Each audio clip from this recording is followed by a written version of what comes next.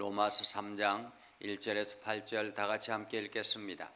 그런즉 유대인의 나음이 무엇이며 할례의 유익이 무엇이냐? 범사에 많으니 우선은 그들이 하나님의 말씀을 맡았음이니라.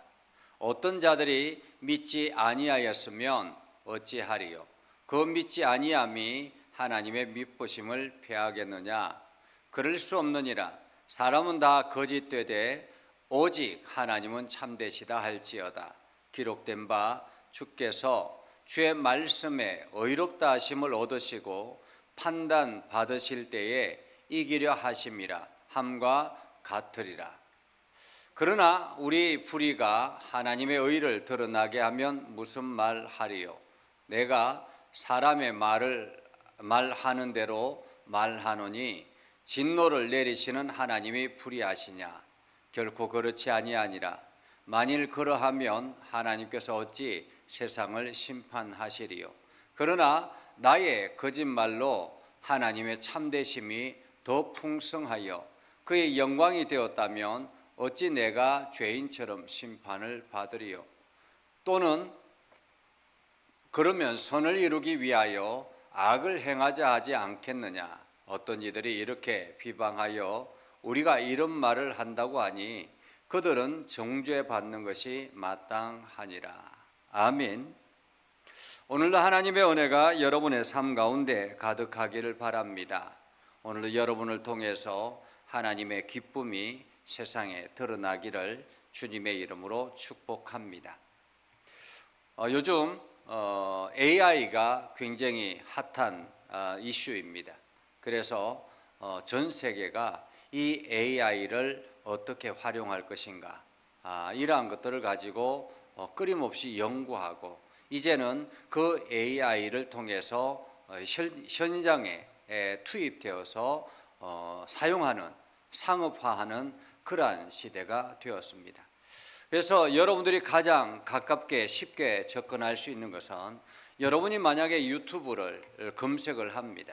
만약에 여러분이 어떤 좋아하는 자전거라든지 혹은 과일이라든지 여러분이 좋아하는 단어를 검색을 합니다. 그러면 그 다음부터 계속 이어서 거기에 관련된 연관된 내용들이 집중적으로 나옵니다. 왜냐하면 이것은 AI가 이 사람의 그 관심 있는 부분이 이것이구나 하는 것을 하고 그 내용들을 집중적으로 이게 보도해 주는 거죠. 그래서 자료를 정리하고 계속 관심 있게 하는 것입니다. 이렇게 이러한 우리 상업적인 부분에서 굉장히 많이 사용되어집니다. 그리고 요즘 또 핫한 것이 이제 챗GPT라는 이러한 AI입니다. 이 AI를 통해서 요즘은 이제 어떤 여러분이 궁금한 것들을 물어보면 그 GPT AI가 답을 합니다. 그러니까 이 챗GPT라든지 여러 가지 다양한 많은 AI가 있는데 대부분 미국에 관련된, 미국에서 시작된 어떤 연관된 일들이 AI이기 때문에 정보들이 대부분 영어로 시작해서 다시 우리나라어로 번역하는 그러한 상황입니다. 그러니까 내용들이 많이 미국이나 그런 쪽에 관련된, 영어에 관련된 그러한 내용이 훨씬 더 많다라는 것을 보면 참조하면 되는데, 이러한 AI를 통해서 우리가 많은 도움을 받기도 하고 궁금증을 해결하기도 하고, 요즘은 이제 이 AI를 통해서 주식을 어떻게 할 건가 이런 것까지, 그리고 디자인을 어떻게 만들 것인가, 조금 더 유료화된 AI를 가지면 디자인을 직접 만들어서 주는 그러한 것들도 합니다.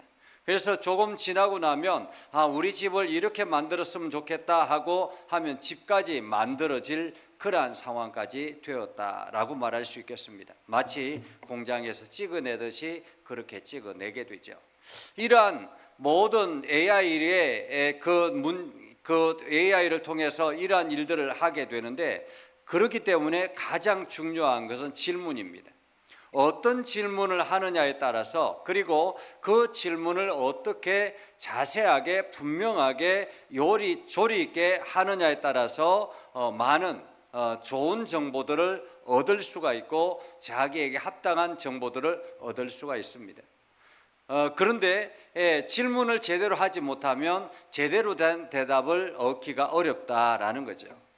그래서 요즘은 질문을 잘하는 방법, 이런 것들을 배우기도 합니다. 오늘 사도 바울도 마찬가지입니다. 그때 당시에 수사학이 굉장히 발달되었고 수사학에 바탕을 둔 철학이 굉장히 발달되었습니다. 이러한 철학은, 수사학은 질문에서부터 시작을 합니다. 어떤 질문을 던지느냐에 따라서 그 사람의 가치가 달라진다라는 거죠. 사실 우리가 대화를 하다 보면 질문하는 것을 보면서 저 사람의 수준이 어느 정도 되겠구나라는 것을 짐작하기도 합니다. 그래서 시골의 할머니의 질문과 대학 교수의 질문의 차이가 분명히 있다라는 거죠. 오늘 본문의 말씀은 사도 바울이 오히려 질문하며 대답하는 그러한 형식으로 취할 본문을 이야기합니다. 우리가 오늘 아침까지 말씀을 보면서 하나님께서 우리들에게 그 말씀하시기를 유대인이 무언가, 할례가 무엇인가, 유대인은 하나님의 말씀을 맡은 자로서 그 맡은 일들을 감당하는데 마치 자기네들이 그 유대인이 하나님의 선택받은 백성이다라고 자부하며 어깨에 힘만 주지 실상은 그들의 삶을 하나님의 말씀대로 살아가지 않는 그런 어리석은 사람들을 지적합니다. 그리고 할례를 행했다라는 그 자체만으로, 할례 행위를 했다라는 그 자체만으로 마치 자기네들은 구원을 얻은 것처럼 이야기하고 있는데 오늘 사도 바울은 뭐라고 이야기합니까? 할례는 마음에 하는 것이 중요하다. 마음의 할례가 중요하다. 내가 하나님 앞에 어떻게 결단하고 하나님 앞에 어떤 삶을 살아가는가 하는 것을 중요하다라는 것입니다. 겉으로 드러나는 표면적인 유대인이 아니요 이면적인 내면에서 유대인의 삶을 살아가는 그 사람이 진정한 유대인이다라고 말씀을 하셨습니다. 그리고 난 다음에 오늘 사도 바울은 이렇게 질문을 하죠. 그런즉 유대인의 나음이 무엇이냐라는 것입니다. 첫 번째 질문입니다. 그러면 유대인이 마치 자기네들이 하나님의 선택받은 백성이다라고 이야기하고 할례가 나를 하나님의 거룩한 백성의 표징이다라고 이야기를 했는데 사도 바울은 그것은 무슨 소리냐? 그것은 아무것도 아니다. 그 껍데기는 아무것도 아니다. 마음의 할례가 중요하고 마음의 유대인이 중요한 것이다 라고 말씀을 하셨습니다. 그러면서 사도 바울이 질문하는 것이 그렇다면 유대인의 나음이 무엇인가 라는 것입니다. 할례의 유익이 뭔가라는 거죠.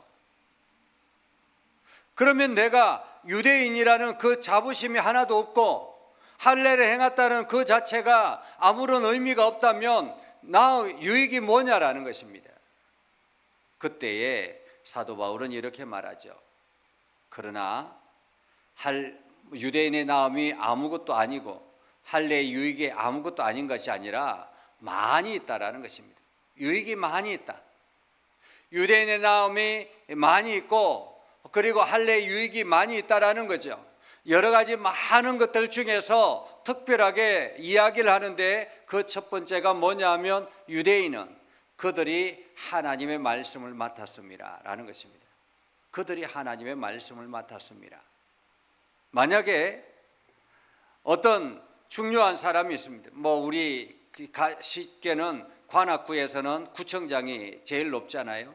이게 구청장이 어떤 특정한 사람에게 이 구청을 이끌어가기 위해서 내가 이러한 정책을 할 건데 이것을 당신이 가지고 있으십시오. 그리고 내가 이것을 행하도록 당신이 계속 나에게 이 이야기를 해 주십시오라고 이야기를 했다고 하십시다.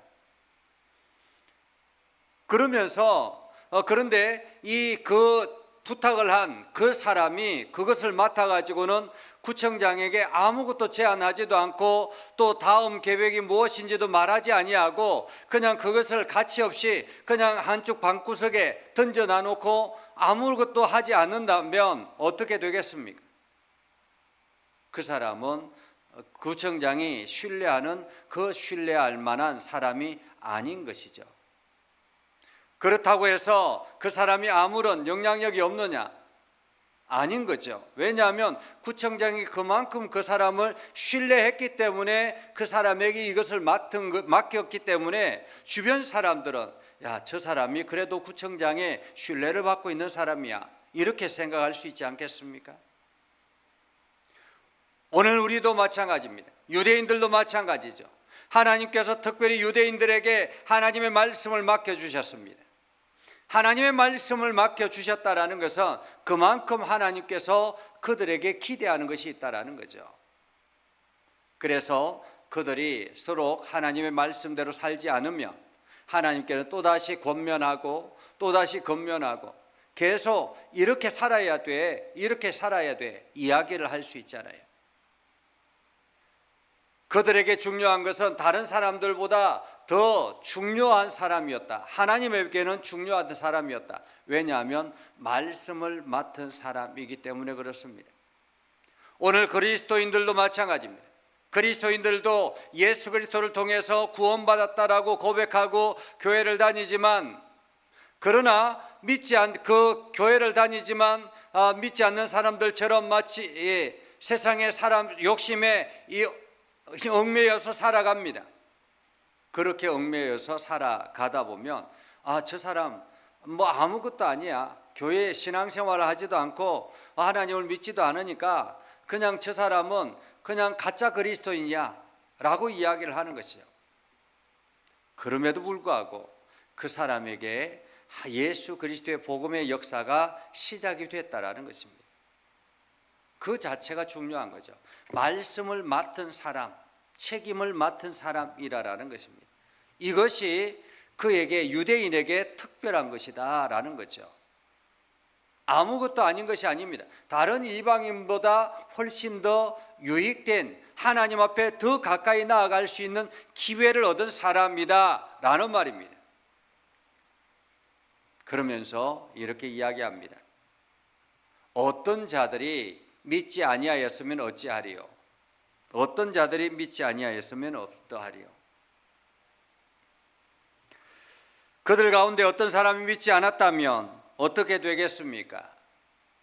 하나님의 미쁘심을 패하겠느냐? 하나님의 말씀을 맡겼습니다. 말씀을 맡았습니다. 맡겼는데 그 사람이 믿지 아니하면 하나님의 미쁘심이 패하겠느냐, 없어지겠느냐라는 것입니다. 무효되겠느냐라는 말이죠. 여기서 미쁘시다라는 말은 예쁘다, 아름답다 이런 의미가 아니라, 미쁘다라는 말은 신뢰하다, 아니면은 진실하다 이런 의미입니다. 신뢰할 만하다, 진실할 만하다 이런 뜻이거든요.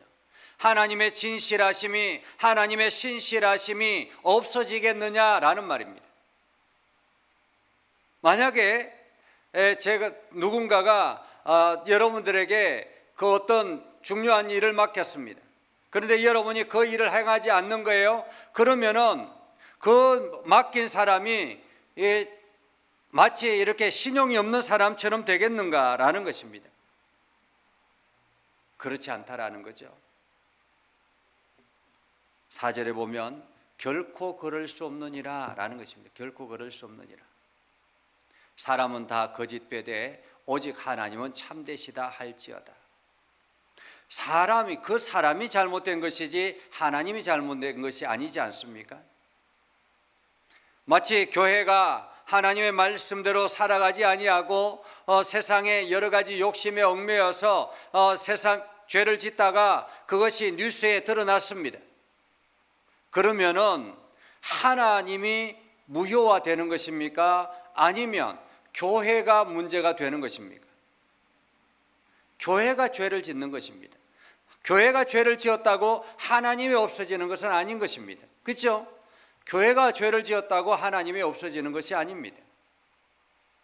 하나님은 여전히 신실하시고 하나님은 여전히 우리 가운데서 중요한 분이시다라는 것입니다. 그래서 기록된 바 주께서 주의 말씀에 의롭다함을 얻으시고 판단받으실 때에 이기려 하심이라 함과 같으니라. 사람은 거짓되지만은 하나님은 참되시다라는 것입니다. 그래서 하나님의 말씀은 의롭고 하나님의 말씀은 능력이 있는 것입니다. 그 말씀을 실행하지 않는, 그 말씀을 신뢰하지 않는, 그 말씀을 믿지 않는 사람의 문제인 것이지, 하나님의 말씀은 어디든지 들어가서 믿음과 함께 연결되면 능력으로 나타나는 것입니다. 그래서 사람들이, 우리나라도 마찬가지죠. 우리나라가 경제 상황이 어려워졌고 여러 가지 힘든 여정이 있었을 때 많은 사람들이 하나님 앞에 간절하게 신뢰하며 기도하고 나아갔습니다. 그래서 하나님의 놀라운 역사들을 경험했습니다. 이제 그 하나님의 능력이 더 이상 필요치 않는 그러한 아주 풍요로운 세상에 살아갑니다. 정부에서 일하지 않아도 돈을 주는 그러한 세상이 되어버렸습니다. 그렇기 때문에 하나님을 신뢰하지 않는 거예요. 하나님을 철저하게 의지하지 않는 거예요. 그냥 형식만 신앙생활하는 것처럼 그렇게 살아가는 사람들이 많습니다. 그런데 하나님이 아니고는 살 수 없습니다라고 간절하게 기도하는 그 기도는 마치 이스라엘 백성들이 광야에서 하나님은 바라볼 수밖에 없는 그러한 상황이 되어버리는 그러한 상황처럼 되었을 때야 가능한 일이지 지금은 그렇지 않다라는 것입니다. 그런데 선교지에 가보면 다르다라는 거예요. 하나님의 능력이 나타나고 말씀의 권능이 나타나고. 그래서 재밌는 일은 우리나라에서는 전혀 말씀을 전할 때 기적을 경험하지도 못했던 목사님이 선교지에 가가지고 자기도 믿지 못하는데 말씀을 선포하고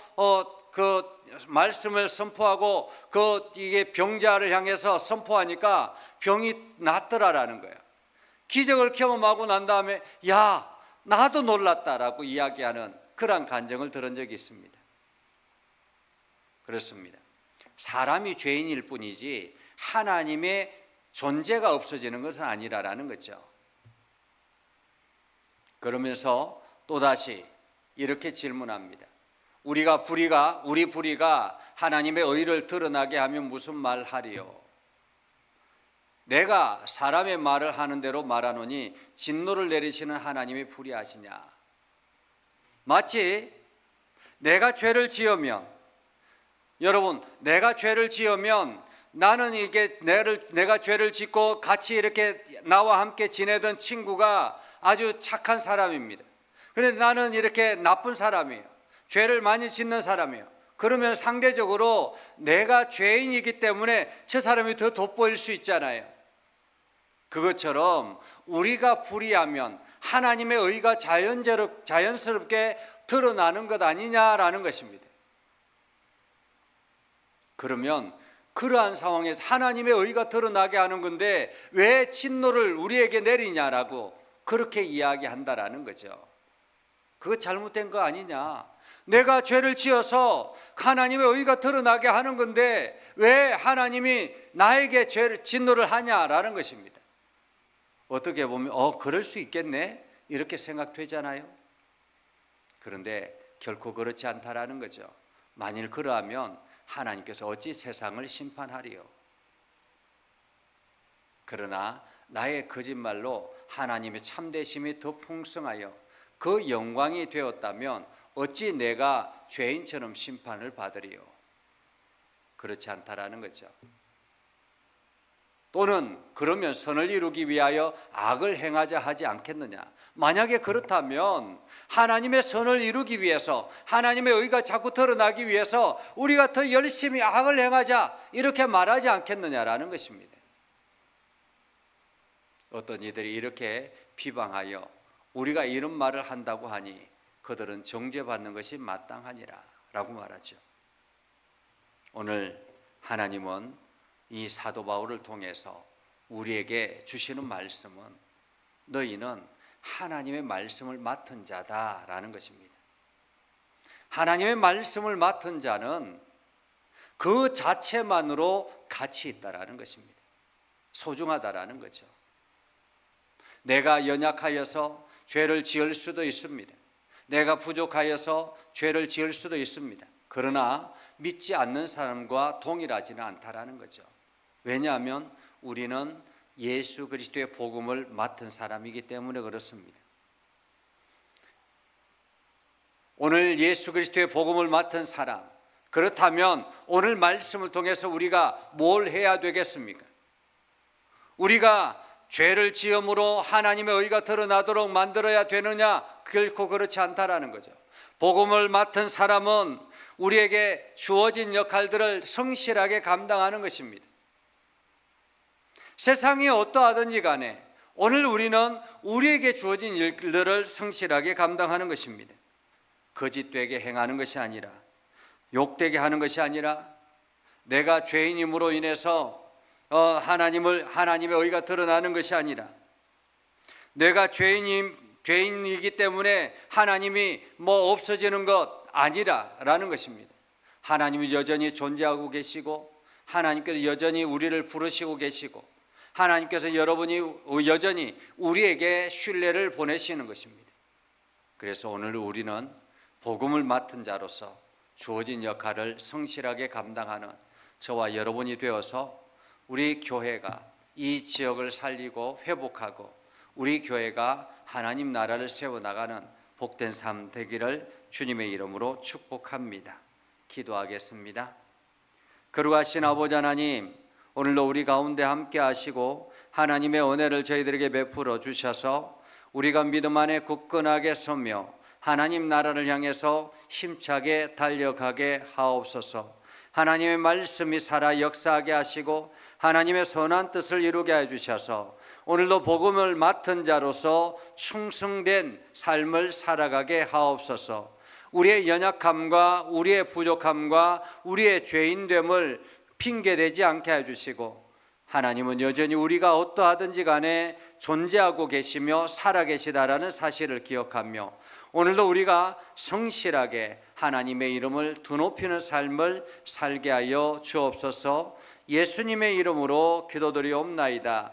아멘.